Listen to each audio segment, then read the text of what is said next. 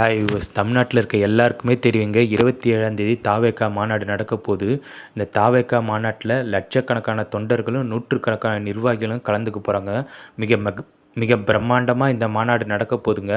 அதுக்கு முன்னிகழ்வாக பார்த்தீங்கன்னா, நாளைக்கு நாளைக்கு விக்கிரவாண்டியில் பந்தக்கால் நடும் நிகழ்ச்சி நடக்க போகுதுங்க. அந்த பந்தக்கால் நடும் நிகழ்ச்சி வந்து நம்ம தளபதி விஜய் அவங்களே முன்னிருந்து நடத்த போகிறாங்க. பார்த்தீங்கன்னா முக்கியமான நிர்வாகிகள் நிறைய பேர் கலந்துக்க போகிறாங்க.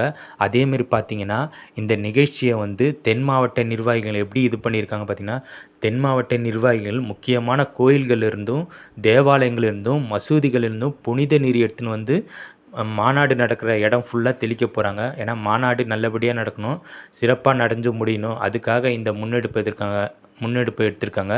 அதேமாரி பார்த்தீங்கன்னா, நம்ம தளபதி அவங்க அரசியலில் மென்மேலும் வளரணும், ஒரு நல்ல பொசிஷனுக்கு போகணும் அப்படின்னு சொல்லிட்டு நம்ம நிர்வாகிங்க இந்த புனித நீரை எடுத்துகிட்டு வந்து மாநாடு நடக்கிற இடத்துல தெளிச்சிருக்காங்க.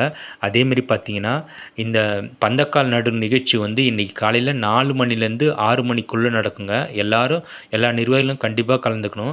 அதேமாரி பார்த்தீங்கன்னா, நம்ம தளபதி எடுக்க போகிற கொள்கையும் திராவிட கொள்கையை சார்ந்து தாங்க இருக்கும். திமுக, அதிமுக அவங்க எடுக்கிற கொள்கையாக தான் இருக்கும். அதே கொள்கையாக இருந்தாலும் இது ஒரு மாற்றத்திற்கான கொள்கையாக இருக்கும். அதேமாரி தமிழகத்தின் வளர்ச்சிக்கான ஒரு கொள்கையாக இருக்கும். இந்த தகவல் உங்களுக்கு பிடிச்சிருந்தா நம்ம சேனலை லைக் பண்ணுங்கள், ஷேர் பண்ணுங்கள், முக்கியமாக சப்ஸ்கிரைப் பண்ணுங்கள். Thank you viewers.